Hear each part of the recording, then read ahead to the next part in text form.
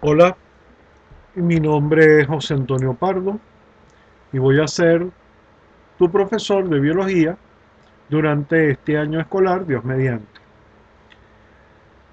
En primer lugar, antes de pasar al estudio de lo que nos interesa, te voy a hacer algunas sugerencias. Cada una de las presentaciones que vas a estudiar, ¿ok?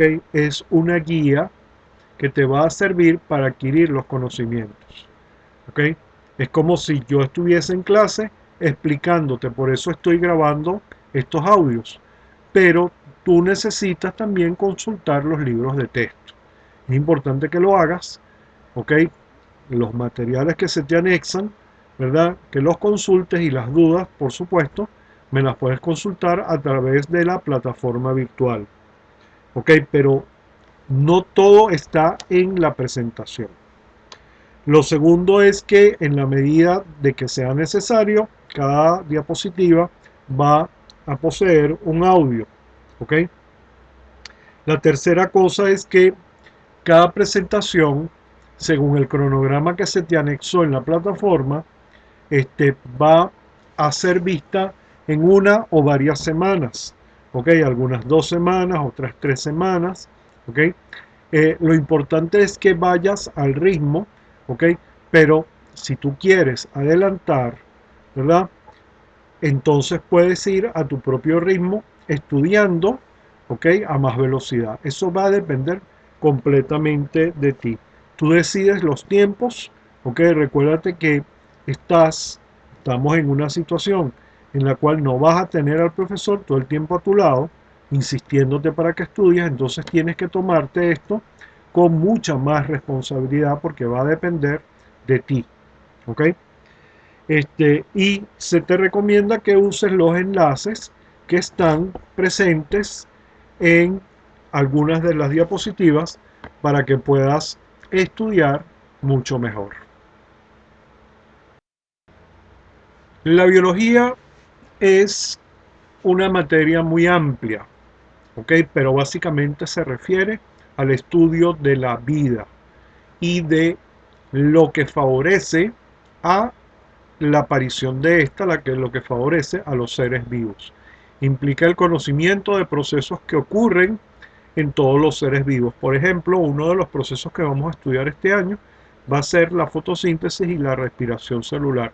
Dos procesos sumamente importantes sin los cuales no habría vida en nuestro planeta. ¿Ok? Y también estudia las relaciones que tienen los seres vivos entre sí y su medio ambiente. Un ser vivo. ¿Qué es un ser vivo? Estamos rodeados de materia inerte, no materia muerta, materia que no posee vida, como las rocas, ¿ok? Las montañas, el aire, el agua, pero esos materiales de alguna manera favorecen a los seres vivos, ¿verdad? Pero un ser vivo es un sistema organizado de materia, ¿ok? Que básicamente lo que hace es procesar materia y energía, es decir, intercambiar materia y energía con el medio ambiente. Entonces, los seres vivos son sistemas ordenados. Cuando un sistema vivo deja de ser ordenado, entonces se produce la muerte de ese individuo, de esa célula, ¿ok? Se produce su muerte porque para poder vivir necesita organizar su propia materia y eso lo hace utilizando energía. Otra característica muy importante de los seres vivos es que se reproducen, ¿ok? Y una cosa muy importante es que poseen mecanismos de defensa, de reacción ante los cambios del medio ambiente. En la fotografía tenemos el, un niño, un bebé humano, ¿ok?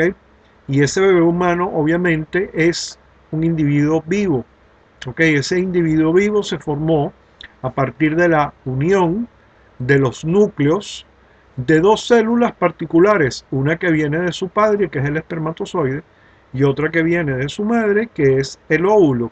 Al fusionarse ambas células y unirse sus núcleos, Entonces se forma lo que se llama un óvulo fertilizado y a partir de ahí el individuo comienza a tener vida. El ser humano, en este caso, comienza su vida, ¿ok?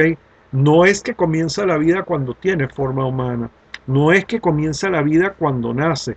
El ser humano es ser humano desde que es un óvulo fertilizado o fecundado. Ese óvulo fertilizado va a, esa célula se va a dividir, ¿ok? O mejor dicho, se va a multiplicar, va cada célula, una célula forma dos, cada una de esas dos forma dos a la vez, ¿ok? Y al final, después de un periodo de tiempo prudencial, se tiene un individuo, en el caso de los seres humanos, con trillones de células. Esas células, a lo largo de la vida del individuo, se van perdiendo, van siendo reemplazadas por otras células similares, ¿verdad? Hasta que finalmente el individuo deja de estar organizado como un ser vivo y muere. Algunas características entonces de los seres vivos.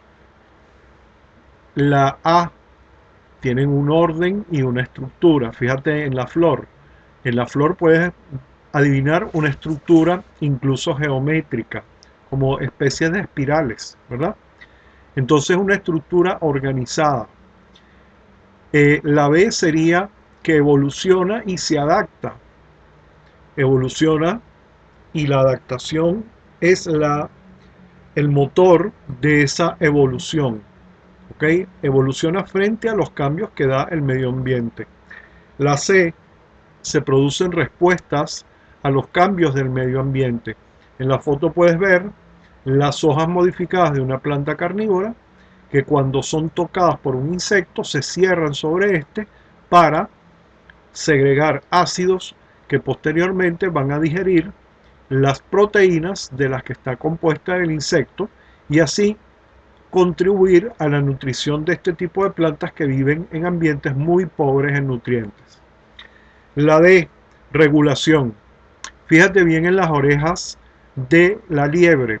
Las orejas de la liebre son largas porque a través de ella pasa la sangre.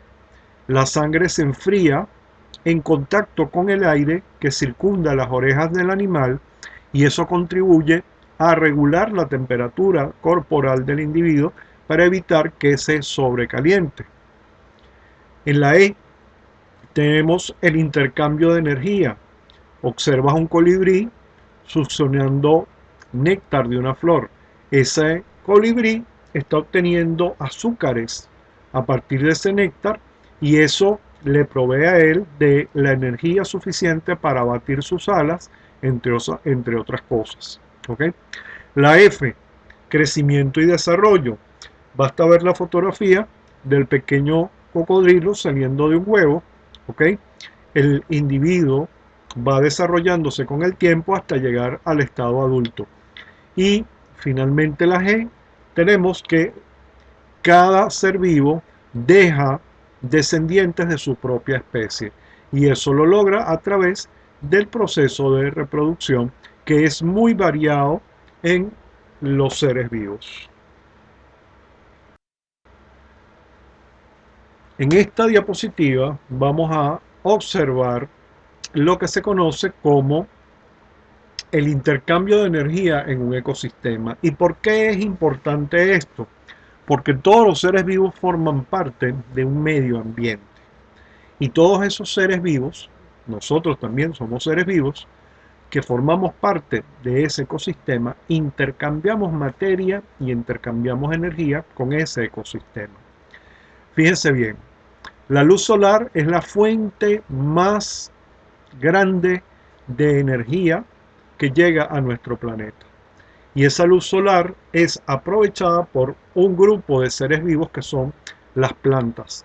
Las plantas poseen clorofila y la clorofila ayuda a hacer la fotosíntesis. En la fotosíntesis, ¿okay?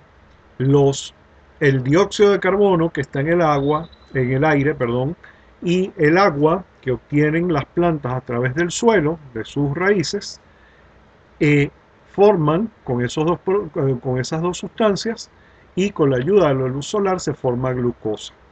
La glucosa, va a formar parte de las hojas, de los tallos, de los frutos, de las flores, de todas las partes de la planta, y eso va a permitir que otro tipo de organismos, de los cuales nosotros los seres humanos formamos parte, que son los consumidores, nos aprovechemos de esas plantas. Todos comemos plantas, todos comemos trigo en forma de pan, comemos maíz, en forma de arepa, comemos a otros animales que a su vez han comido vegetales, como las vacas, por ejemplo, pero ese proceso de consumir a otros individuos, también produce la obtención de energía a partir de los materiales de los que están hechos esos individuos. Y además, como un producto del aprovechamiento de esa energía, se libera calor. Y ese calor, en el caso de los seres vivos, es aprovechado para mantener o regular su propia temperatura corporal. Ahora vamos a ver, ya que está tan de moda el tema por la pandemia que estamos padeciendo, vamos a ver a una categoría de partículas que son los virus.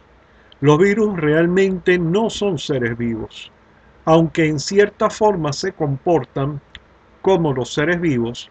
Hay una característica básica que los distingue de los otros seres vivos, y es que no poseen metabolismo, que sería la segunda opción que ves en la diapositiva. No poseen metabolismo propio porque no tienen los sistemas enzimáticos, las proteínas o enzimas necesarias para producir, por ejemplo, ATP.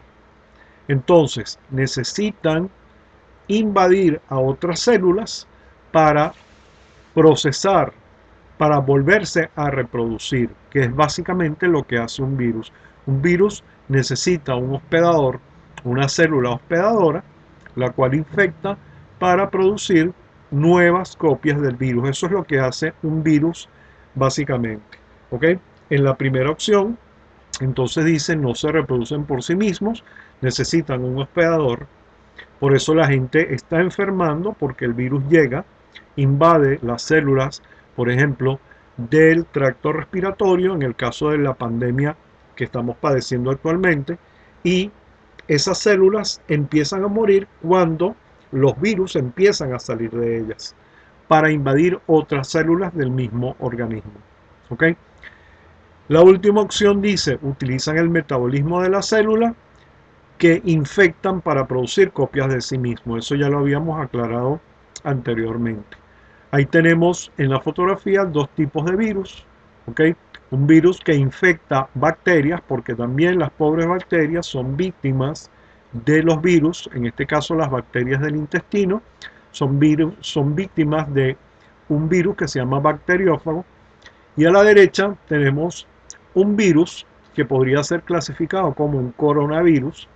Las estructuras azules y rojas que ves que rodean al virus son proteínas y forman una especie de corona.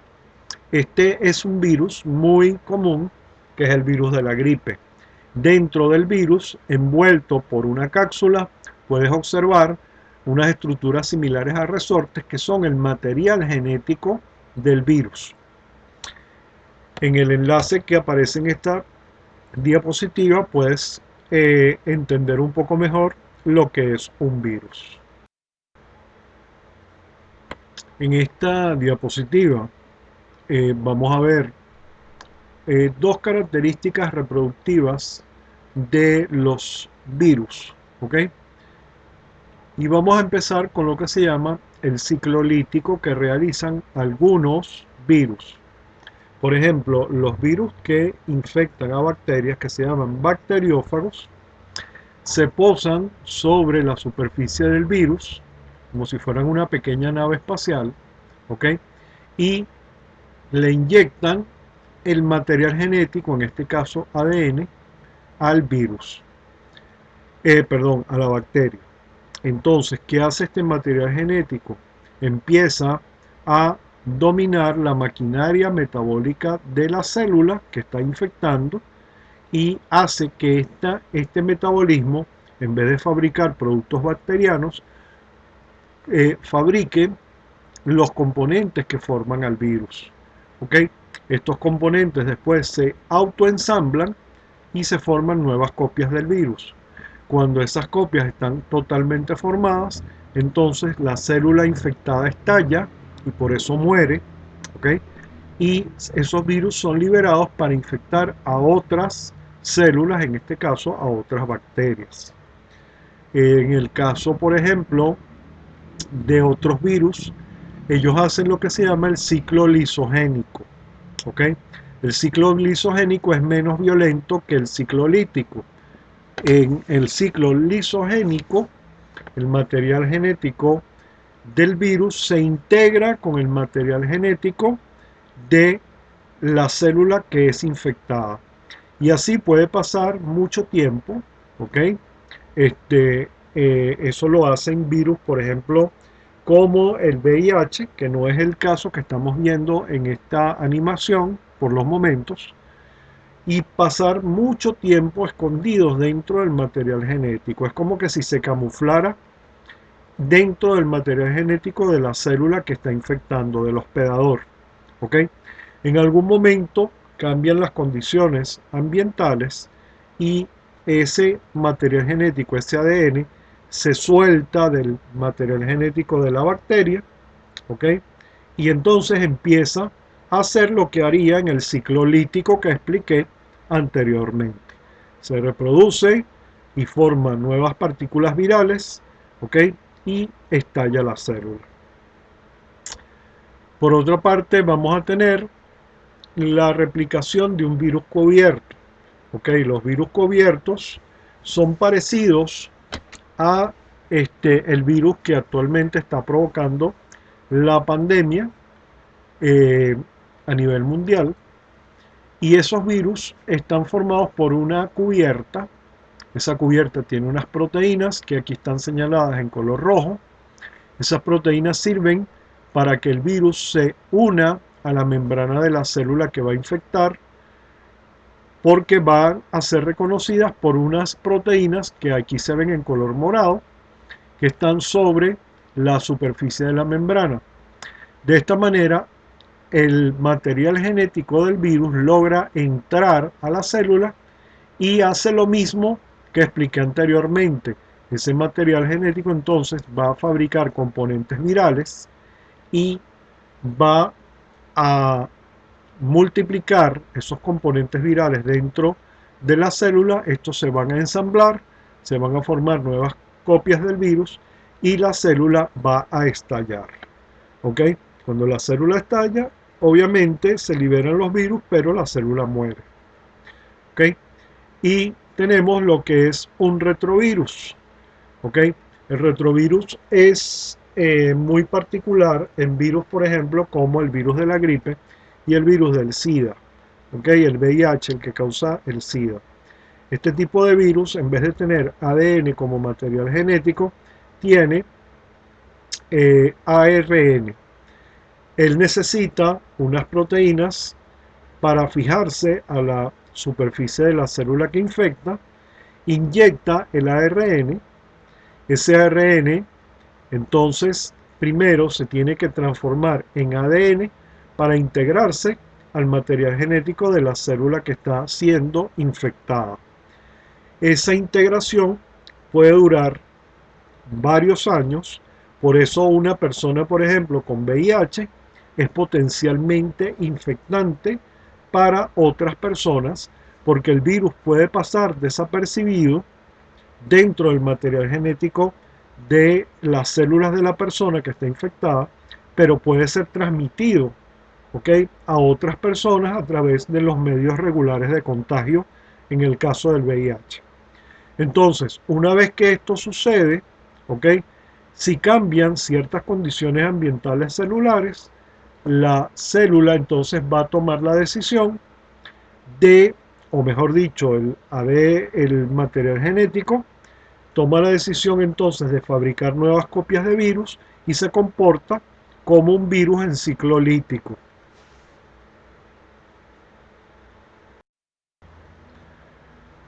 En esta diapositiva vamos a observar lo que son los niveles de organización de la materia viva. Y vamos a comenzar por la parte derecha de la diapositiva. Vamos a empezar por el nivel más pequeño, que serían los átomos. En la diapositiva no están colocados los átomos individuales, sino átomos formando moléculas. En este caso, una molécula gigantesca que es la molécula de la vida. Yo la llamo la molécula de la vida porque es la clorofila. La clorofila es una molécula formada por miles de átomos, ¿ok? Entre los cuales se encuentra un átomo central de cobre, ¿ok? Perdón, de cobre no, de magnesio. Ese magnesio es el que recibe la luz, ¿ok? Y se produce una reacción en el momento que recibe la luz.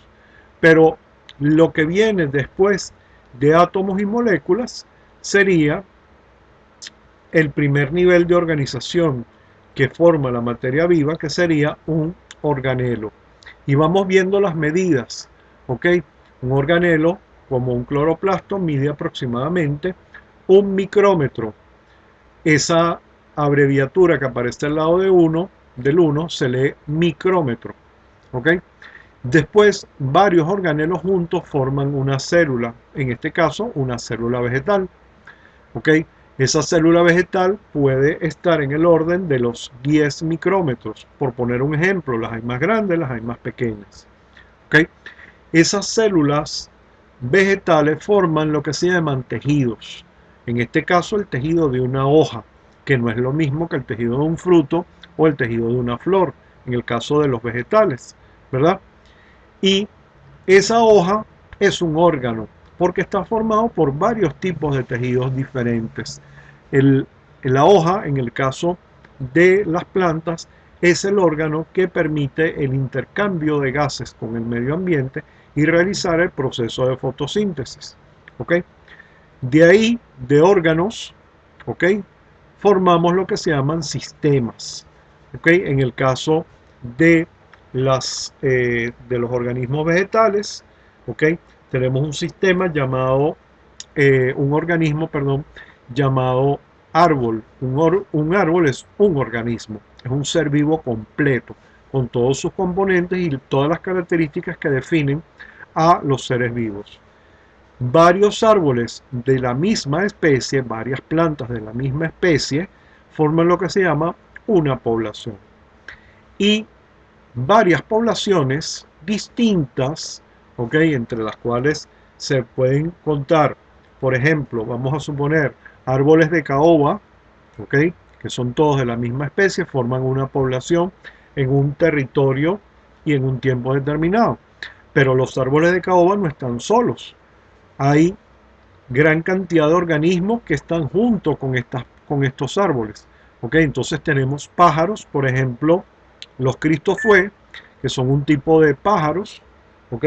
Tenemos los torditos, esos pajaritos negros que a veces observamos en los parques, ¿verdad? Tenemos canarios, tenemos las guacamayas que surcan el cielo de Caracas. ¿Ok? Todos esos animales pertenecen a la misma especie y forman poblaciones. Entonces, cada población formada por organismos de la misma especie convive junto, ¿ok?, en un lugar y en un tiempo determinado, ¿ok?, y forman lo que se llaman las comunidades bióticas, es decir, la parte del ecosistema que es viva, la parte que está integrada por los seres vivos. Eso es la comunidad o biocenosis. Y esa biocenosis o comunidad se integra en un lugar, ¿ok?, en un espacio determinado, con otro conjunto de factores que son formados por la materia inanimada, como el aire, el agua, el suelo, ¿ok?, los gases de la atmósfera, etc. y forman lo que se llama el ecosistema. Todos los ecosistemas juntos de nuestro planeta, ¿ok?, forman lo que se llama la biosfera o esfera de la vida. Y eso es lo que caracteriza a nuestro planeta. Nuestro planeta es un sistema vivo porque hay una parte de él que está integrado precisamente por seres vivos. En este cuadro puedes ver algo básicamente similar a lo que explicamos en la diapositiva anterior, pero te vas a dar cuenta de que hay una lista, ¿ok?, de medidas que te van a decir el equivalente en centímetros, ¿ok?, de cada una de las mediciones. Es importante que revises esas mediciones, ¿ok? Por ejemplo, un nanómetro, que es la que está en la parte inferior, se escribe nm, equivale a 10 a la menos 3 micrómetros, ¿ok?, que sería lo mismo que 10 a la menos 9 metros. Como te das cuenta, es una medida muy pequeña, ¿verdad?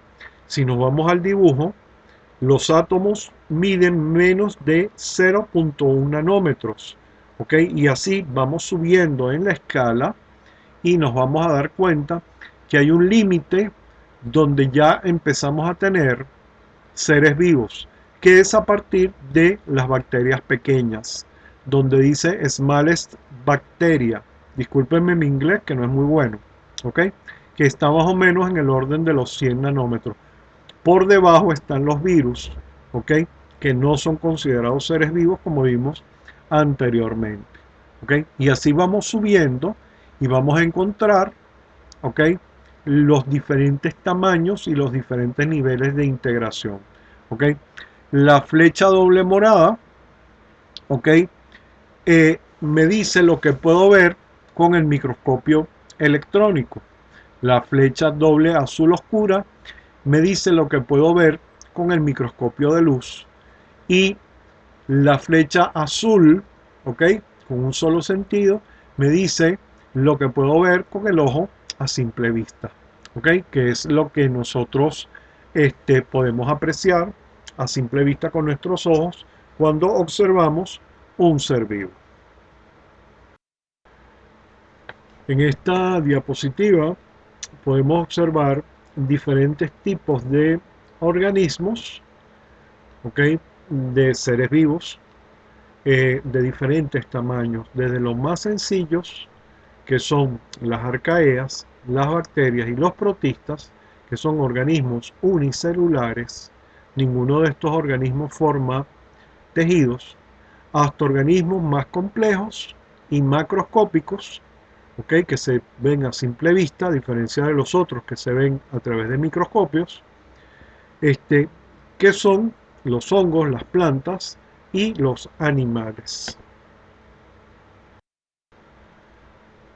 El desarrollo de la teoría celular, ¿ok? ¿Por qué es importante entender cómo se llegó a que las células eran seres vivos? ¿Ok? Esto no fue de la noche a la mañana. Nosotros damos por sentados muchas cosas porque vivimos en un mundo tecnológico, un mundo en lo que la tecnología nos rodea, pero para el año que ustedes están viendo en la diapositiva, 1665, ¿ok?, había muchas cosas que ni siquiera se sabía. Para ese año ni siquiera se sabía lo que era una célula, ¿ok? Nunca se había visto una célula a través de un microscopio, ¿verdad? Pero este señor, Robert Hooke, observa con un microscopio muy rudimentario, observa las primeras células en una lámina de corcho que él cortó de manera muy delgada, ¿ok?, y a la cual hizo atravesar un haz de luz y la vio a través de un sistema de lentes que formaron el primer microscopio. Ahí en un círculo en la parte izquierda de la primera fotografía, ustedes van a ver un dibujito de lo que él observó, porque en esa época no teníamos los celulares que tenemos ahora, que podemos sacar todo tipo de fotos. Todo había que hacerlo a mano. Y él dibujó a mano lo que él vio al microscopio. y vio unas estructuras como cuartitos muy pequeños que le recordaron las celdillas de los panales de abeja. ¿Okay? Y por eso las llamó, a esas estructuras las llamó células. ¿Okay? Células o celdillas. Bueno, en esta diapositiva podemos observar a uno de los grandes que dio, de los grandes científicos que dio uno de los pasos más significativos en el desarrollo de la teoría celular, y es el señor Anthony van Leeuwenhoek, un holandés, ¿okay? Que en 1670 descubrió pequeños seres en gotas de fluidos que él utilizaba para colocarlos en ese aparato que ustedes ven en la fotografía, que parece una placa de metal. Ese es uno de los primeros microscopios que fue diseñado por él, porque él trabajaba con lentes. ¿Okay? Él en esa época estaba en auge trabajar con todo lo que eran lentes, telescopios, etc. Y este señor inventó uno de los primeros microscopios. ¿Okay? Así pudo ver seres a los que llamó animáculos. ¿Okay? Incluso pudo ver espermatozoides en semen de seres humanos y de animales, y pudo ver también lo que había dentro de las gotas de lluvia, agua estancada, etc. ¿Okay? Es importante acotar que no se asociaba la presencia de estos seres tan diminutos presentes en las gotas de agua, sobre todo en el agua estancada, con enfermedades, con la aparición de ciertas enfermedades en los seres humanos.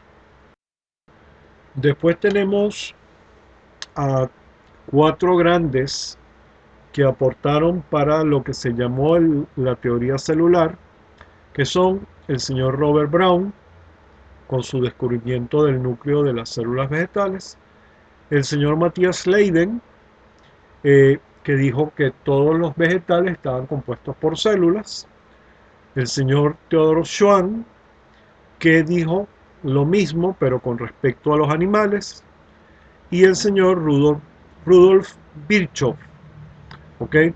Que postuló algo muy importante, que fue que todas las células provienen de otras células, de células preexistentes. ¿Okay? Eso es lo que da continuidad entonces a todos los seres vivos.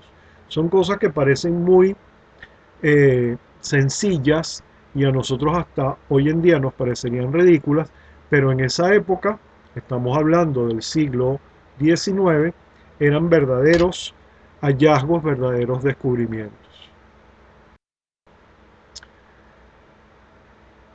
Bueno, aquí tenemos en esta diapositiva un poquito más de los aportes que hicieron cada uno de estos señores Leiden y Schwann.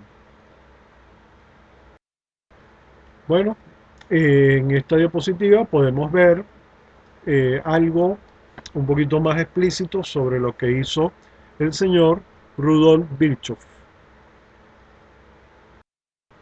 ¿Ok? Y finalmente vamos a ver cuáles son los postulados de la teoría celular. ¿Ok? Y esto es bien importante que lo tengas siempre presente. Los seres vivos constan de una o más células. Todos los seres vivos son o unicelulares o pluricelulares. ¿Ok? Unicelulares como bacterias o protistas microscópicos. ¿Ok? O pluricelulares como los árboles o como los seres humanos, elefantes, ballenas, vacas, perros, chivos, etc. La célula es la unidad de organización más pequeña que posee vida. Eso es muy importante porque una célula puede tener vida. ¿Okay? De hecho, no es que puede, es que tiene vida. Algunas células son independientes, no necesitan asociarse con otras para poder vivir, y otras células con más especialización se unen a otras células similares para formar tejidos. Si tú aíslas esa célula del resto del tejido, esa célula por sí misma no puede vivir, ¿ok? Pero todas juntas, formando un tejido o formando un órgano, pueden subsistir. Y todas las células se originan a partir de otras células preexistentes. En los dibujos, en las fotografías, podemos ver células bacterianas individuales, ¿ok? Que cada una puede vivir independientemente. Estas son células intestinales que se llaman Escherichia coli. En el centro podemos ver las células de una raíz de cebolla en diferentes etapas de división celular, produciendo nuevas células. Y en el dibujo de la derecha puedes ver células animales, que son las células de la parte interna de la mejilla de un ser humano, teñidas con un colorante particular. Cada una de esas células forma parte de la mucosa interna de la boca. ¿Okay? Recuérdense consultar los enlaces que los llevan a los videos que aparecen en algunas de las diapositivas. La célula es el nivel de organización de la materia más pequeño capaz de tener vida, ¿ok? Y es la unidad anatómica, funcional y reproductiva de todo ser vivo. Eso lo vimos al principio, ¿verdad? Entonces tengo dos tipos de células. En este caso tengo células vegetales que muestran unos organelos llamados cloroplastos, y a la derecha tengo un glóbulo blanco, ¿ok?, visto al microscopio electrónico con color falso, que está atacando con unas prolongaciones que parecen unos tentáculos, está atacando unas bacterias que están invadiendo la sangre de un individuo. ¿Okay? Eso para que vean una de las funciones de las células, que es la defensa.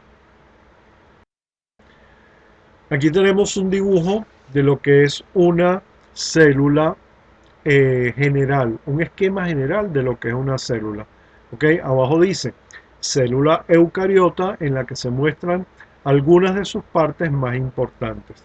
Posteriormente vamos a ver lo que es un eucariota. Entonces tenemos varios componentes. Ahorita no se asusten por todas esas partes que ustedes están viendo ahí. Lo que me interesa es que ustedes entiendan que en algo tan pequeño, mucho más pequeño que la cabeza de un alfiler, ¿ok?, hay toda una gran variedad de estructuras que cumplen una determinada función. Y esa función le permite a esa célula subsistir. Lo primero que vamos a observar de cualquier célula es que tiene un límite externo, ¿ok?, o un límite que la aísla del medio externo, que es su membrana. ¿Okay? Adentro tiene una estructura bastante grande, que es lo que se conoce como núcleo, donde está el material genético, en el cual están las instrucciones para hacer todo lo que una célula sabe hacer, para producir sustancias, ¿okay?, para dividirse, para producir otras células, etc. Y hay una serie de estructuras adicionales que cumplen diferentes funciones. Por ejemplo, la mitocondria produce energía, en el caso de las células animales y las células vegetales. Produce energía a partir de azúcares, ¿ok? Y esa energía química que vamos a llamar ATP, por poner solamente un ejemplo.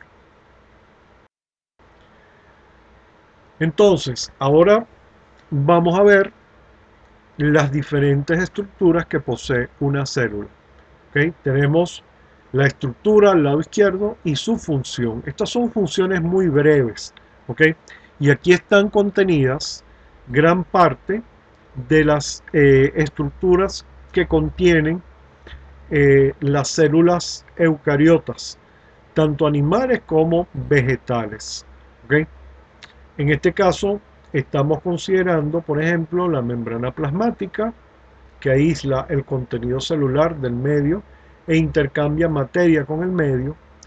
El núcleo, como dijimos antes, contiene el material genético, etc. No voy a leer todos, ¿ok? Ustedes las van a ir leyendo poco a poco y después iremos ampliando en futuras presentaciones. Tipos de células. Tenemos dos tipos básicos de células.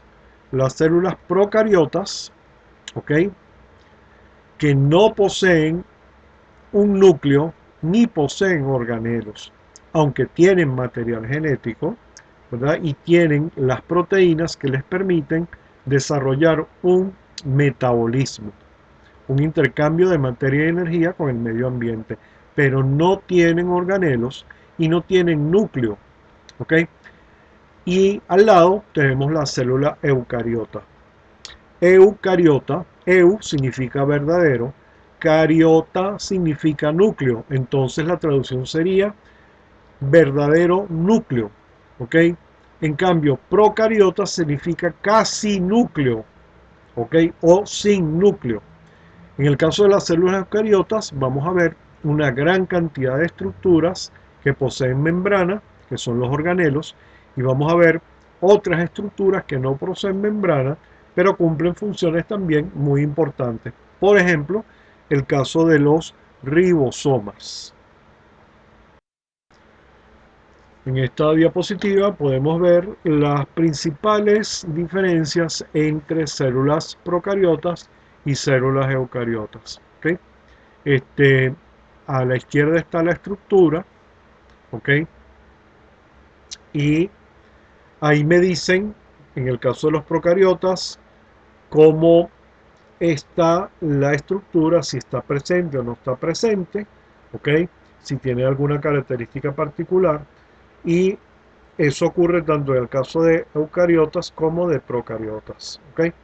Por nombrar un ejemplo, nos vamos a la última, la pared celular, ¿ok? En los procariotas y en los eucariotas hay pared celular, pero los componentes que la forman son diferentes. En los procariotas, la sustancia que forma la pared celular se llama péptidoglucano o péptidoglicano. Y en el caso de las plantas, que son los eucariotas, que poseen pared celular, ¿ok?, tenemos celulosa. Acá también hay que incluir la pared celular de las células de los hongos, que está formada por una sustancia que se llama quitina, ¿ok?, que es muy parecida a lo que cubre a los insectos, al exoesqueleto de los insectos, ¿ok? Hay otra cuestión, por ejemplo, los ribosomas, que son estructuras no membranosas que están presentes en ambos tipos de células. En los procariotas son pequeños y se llaman 70S, y en los eucariotas son un poco más grandes y se llaman 80S. Eso se basa en su peso, ¿ok? En el caso, por ejemplo, de la ubicación del material genético del ADN, que en el caso de los procariotas es desnudo, este está esparcido por el citoplasma, mientras que en los eucariotas está combinado con proteínas y guardado cuidadosamente en forma de cromosomas dentro del núcleo. Mientras que en los procariotas hay un solo cromosoma, en los eucariotas hay varios, y en el caso del ser humano llegamos a 46, pero no somos los que tenemos más. Hay otros seres vivos que poseen muchos más cromosomas que nosotros.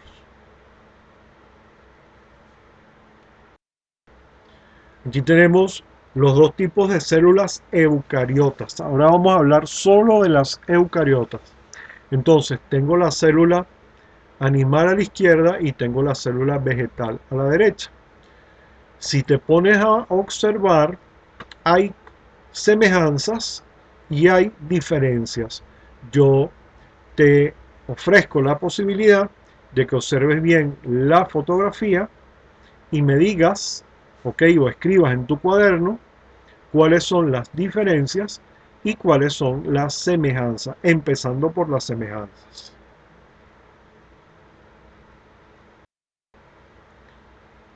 Aquí tenemos tres características básicas que difieren o que diferencian una célula vegetal de una célula animal. Compara con las que tú habías anotado en tu cuaderno para la diapositiva anterior. Entonces, célula vegetal posee pared celular, lo que le da rigidez. Por eso los vegetales no se mueven, entre otras cosas, siempre crecen en el mismo sitio, ¿ok? Entre otras cosas. Posee cloroplastos y posee una vacuola, que es un depósito de agua que le permite realizar, entre otras cosas, la fotosíntesis, ¿verdad? La célula animal no posee esas estructuras, ¿ok? Y no posee pared celular, lo que le permite moverse. Por eso los animales, ¿ok? Nos movemos para buscar nuestro alimento, mientras que las células vegetales no necesitan moverse porque fabrican su propio alimento a través del proceso de fotosíntesis y toman el dióxido de carbono que está en el aire y el agua que está en el suelo, y con eso fabrican glucosa en presencia de luz solar a través de la clorofila.